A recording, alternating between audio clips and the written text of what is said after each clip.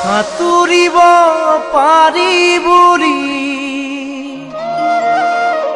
সাগৰ জানো সাঁতোৰে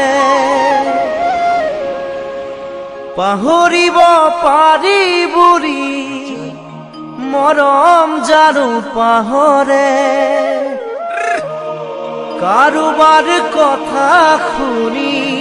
পাহৰি যাবাৰে অতীতৰ দিয়া মৰম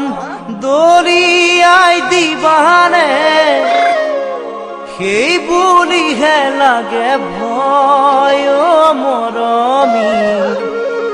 সেই বুলিহে লাগে